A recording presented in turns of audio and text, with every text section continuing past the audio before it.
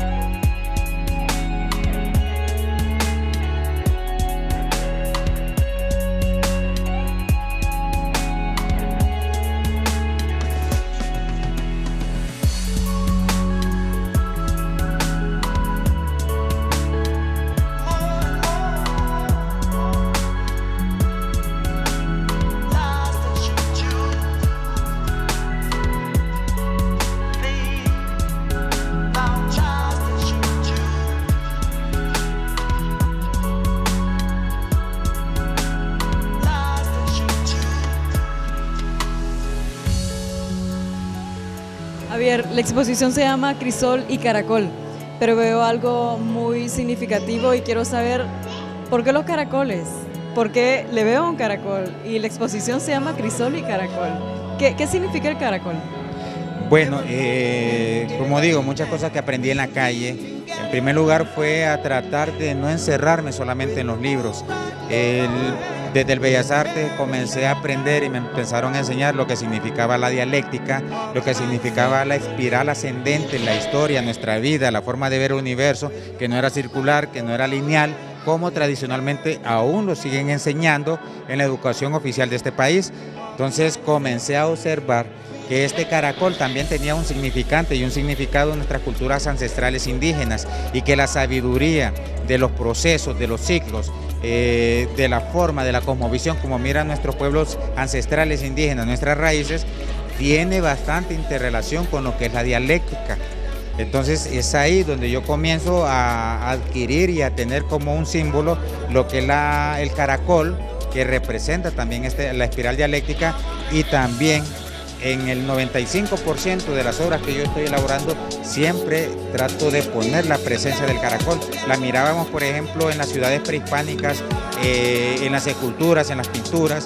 La miramos, por ejemplo, aquí en Sudamérica, en la cola de los monos, en el mismo caracol. Y el símbolo del caracol lo encontramos, comencé a ver que lo encontrábamos en todas las culturas ancestrales del mundo, no solamente de América prehispánica, sino que en todas las culturas del mundo. Y es ahí donde comenzamos a tener una lucha de conciencia para que la gente comience a ver que los procesos son ciclos, que tienen su repetición pero en una forma ascendente, y que debemos de ir buscando esa transformación y ese cambio social, y también principalmente la integración que debemos de tener con lo que es la naturaleza. Recuerdo una enseñanza que jamás me olvido de eso. En la casa, cuando yo era un niño, mi abuela, que era de descendencia lenca, íbamos a comer sopa de pollo, por ejemplo, de gallina. Ella le sobaba en la cabeza a la gallina, le hablaba, le pedía perdón. La gallina había convivido con nosotros tal vez hasta menos, casi un año, pero mi abuela al final le sobaba la cabeza, le pedía perdón y le daba un beso y le torcía el pescuezo. De ahí empezábamos a integrarnos todos a quitarle las plumas, y había una interrelación entre mi abuela, entre mi madre, entre mis hermanos, mis primos, y platicábamos y todo esto integralmente. Entonces esa es la primera lección que yo tuve de lo que significaba una cuestión integral, y en la cual el ser humano, nosotros, no somos los herederos de la tierra, somos parte integral de una naturaleza que no está ni antes, ni después, ni encima, ni abajo, sino que a la par de nuestros hermanos árboles, de nuestros hermanos animales, de nuestro hermano aire, de nuestro hermano río, y eso es lo que yo estoy representando en toda esta exposición, por eso se llama Crisol y Caracol.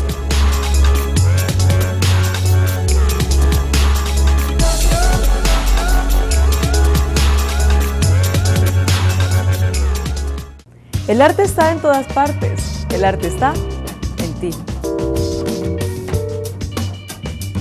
Expresiones artísticas, apreciaciones, colores, música, danza, voces, movimientos, imágenes que captan la historia. Movimientos del mundo, cultura y arte, aquí en Sala de Arte.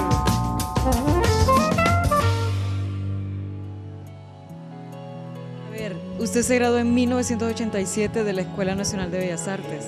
¿Por qué hasta este año realiza una exposición? ¿Por qué no antes?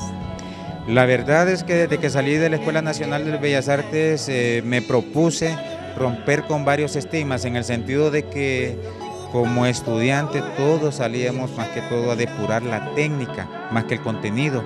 Entonces empecé a preocuparme por eso y decidí alejarme totalmente de todos los círculos artísticos, principalmente de la pintura, y dedicarme a trabajar en lo que eran las calles, en lo que era el campo, y también por algo que me dijo el compañero Juan Domingo Torres, cuando daba clases aquí en el Bellas Artes, que él me dijo una vez de que, bueno, en una clase nos dijo que el artista aquí la miraba fea, le iba mal, porque estábamos en una sociedad que no creía en el arte.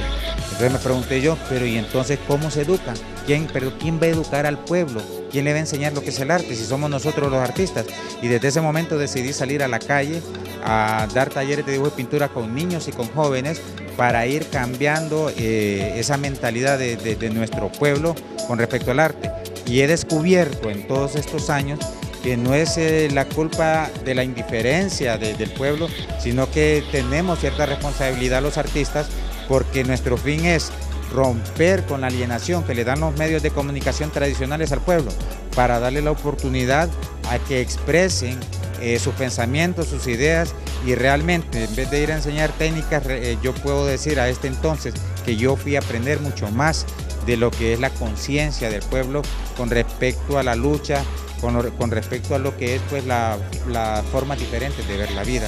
Entonces por eso no era el momento oportuno de hacer una exposición antes, sino en este momento ya de tener una madurez, no hacerlo simplemente como una cuestión de tener un logro, de buscar un éxito, simplemente tener un espacio oportuno y preciso, donde presentar lo que hemos aprendido en estos 25 años de contacto directo con el pueblo, y puedo decir que hasta entonces esto es lo que el pueblo me ha enseñado a mí.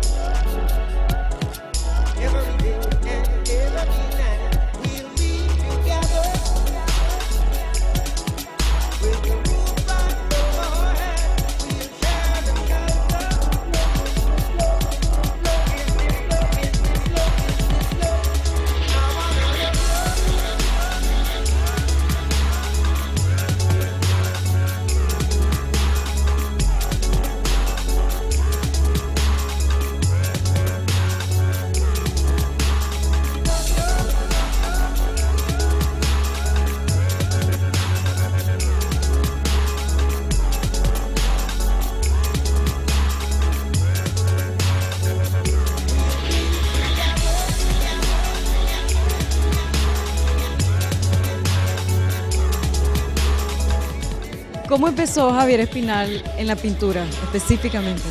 ¿Cuál fue ese primer paso que dio y cuántos años tenía? Sí, bueno, yo empecé desde primer grado en la escuela. En el kinder no me interesaba mucho la pintura, y recuerdo que había un compañero, por ejemplo, compañero mío que hacía dibujos que no los hacía como lo hacíamos todos los demás, pero lo hacíamos de palito. Él le ponía camisa, le ponía botones, y es cierto, decía, no somos un palito, tenemos cuerpo y movimiento. Entonces comencé también a ir teniendo mis propias creaciones, comencé a rayar todos mis cuadernos y comencé a tener problemas en la escuela, porque todos los cuadernos no los llenaba del abecedario, de los números, sino de dibujos. Y es ahí que, lejos de reprenderme mi abuelo, mi padre, el que me crió, me regalaba paquines. Entonces me comenzó a motivar y a motivar, y muchas veces tanto él como mi madre iban a la escuela, al colegio, siempre a hablar con la consejera, porque yo me ponía después a hacer en caricatura a mis compañeros, a los profesores, y siempre trataban de reprimirme, de decirme que eso estaba mal, pero en la casa eso pude ver. Siempre iban ¿cómo se llama? Cuando los llamaban a la consejería, pero nunca me prohibieron dibujar. Solo me decían, ten este cuaderno, dibuja aquí, pero a mí me gustaba agarrar los otros espacios.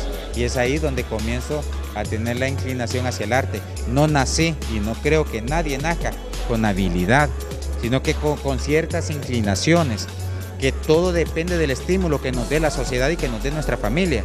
Por eso no creo que esto sea un don.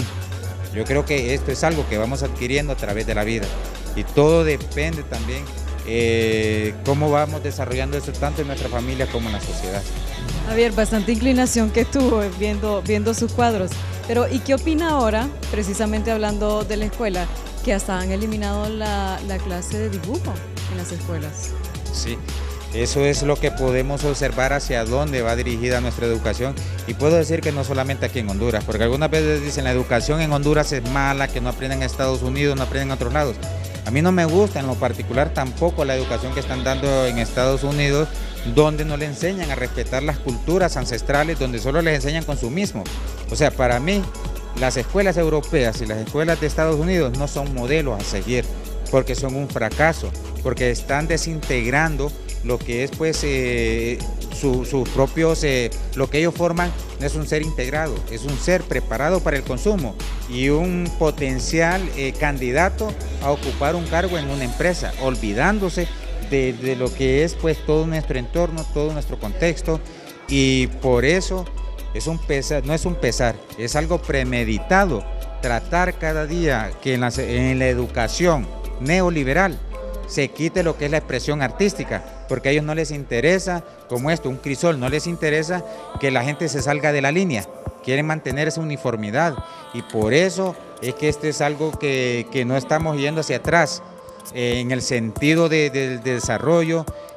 No lo están haciendo inconscientemente, lo están haciendo muy conscientemente, y son líneas que vienen principalmente de estos países desarrollados.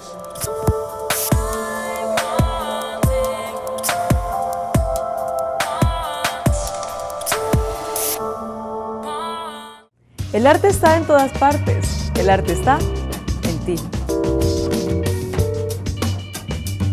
Expresiones artísticas, apreciaciones, colores, música, danza, voces, movimientos, imágenes que captan la historia, movimientos del mundo, cultura y arte, aquí en Sala de Arte.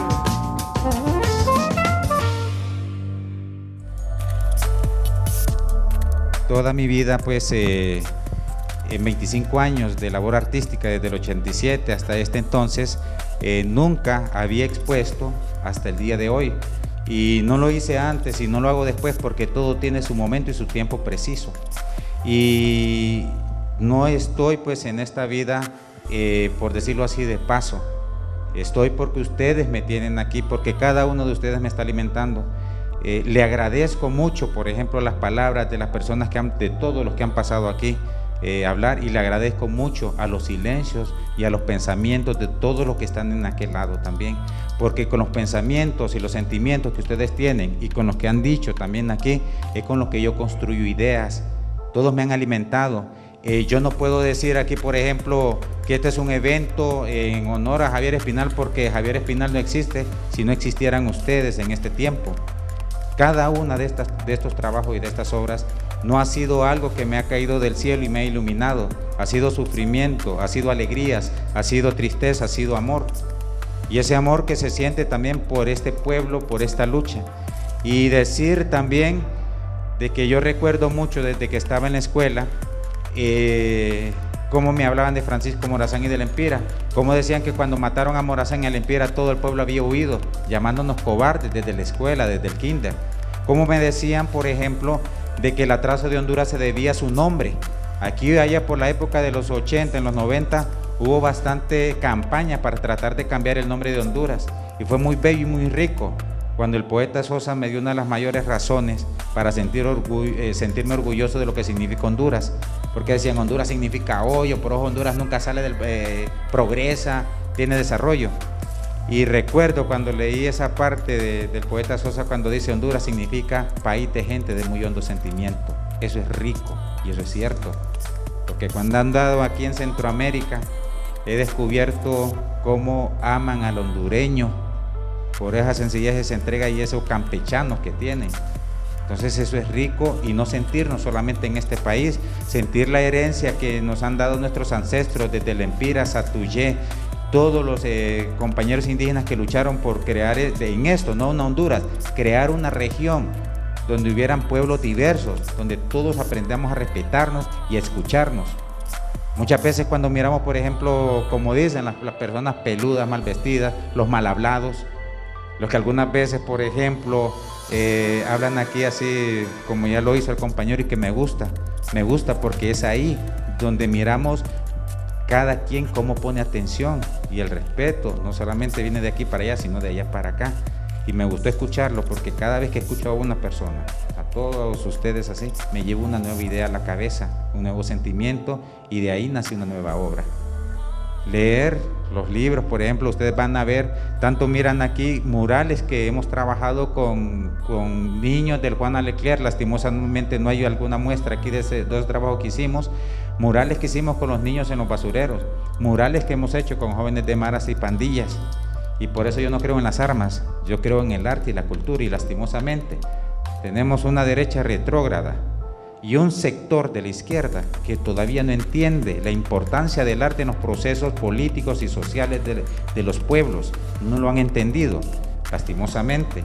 Y es ahí donde debemos de seguir trabajando los artistas. Es nuestro compromiso seguir trabajando en esto, y aunque se nos vaya la vida, porque nosotros solo somos un grano, como dicen, y somos polvo, es cierto. Volvemos a ser el polvo, pero polvo de estrellas, porque de allá salimos. Llegamos aquí y al final nos vamos a hacer, cuando supuestamente todo esto explote o se expanda, polvo de estrellas y de nueva vida. Entonces, les agradezco muchísimo el que estén aquí compartiendo. Vamos a pasar pues a la sala, aquí no se va a cortar cinta, sino que simplemente vamos a decir que se abran las ventanas, que se abran las puertas y que entre la luz, el color y la forma para que ustedes puedan apreciar esta exposición que es de ustedes. Y les agradezco, y también al señor que está sentado ahí quiero agradecerle mucho. Él es mi abuelo, es mi padre, es quien me crió, y fue la persona que desde niño me llevaba paquines para que me pusiera a dibujar.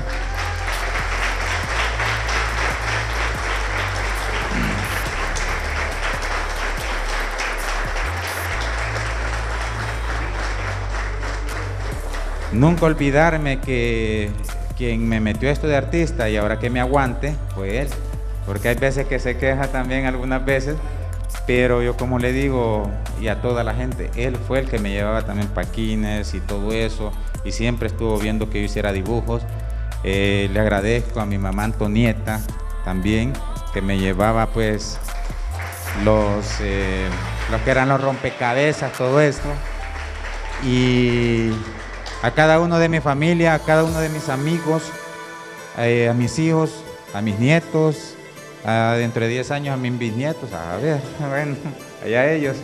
Pero una cosa es ser feliz en el sentido de amar y querernos todos, y siempre amar y querer la revolución y desearla con todo el corazón. Amar y querer pues los teatristas, los escritores que me han dado también contenido para saber pintar. Y sí, una cosa es que aquí no van a ver mucha técnica depurada, porque a mí me interesa mucho más el contenido, la técnica llega, y eso lo dije desde que salí del Bellas Artes, porque me dijeron lo contrario. Yo dije, no, voy a irme a los basureros a aprender conocimiento, a que me den conocimiento los indígenas, y ojalá que llegue el día. Se llama exposición Crisol y Caracol. Crisol porque Honduras tiene 10 culturas diferentes, y algunas veces, ojalá llegue el día en que el sistema educativo nacional de este país sea compuesto por la cosmovisión y por el universo intelectual y de sabiduría de nuestros pueblos indígenas, porque ellos sí saben lo que nosotros no sabemos. Y una clara muestra, vamos a ver los ríos de ellos y miremos los nuestros. Entonces nunca sintámoslos como personas inferiores a nosotros porque anden descalzos, porque ellos son nuestros hermanos mayores y ellos saben mucho más que todos nosotros, ¿verdad? Entonces muchas gracias, 0 palabras, y que venga la forma y el color, y gracias a todos ustedes.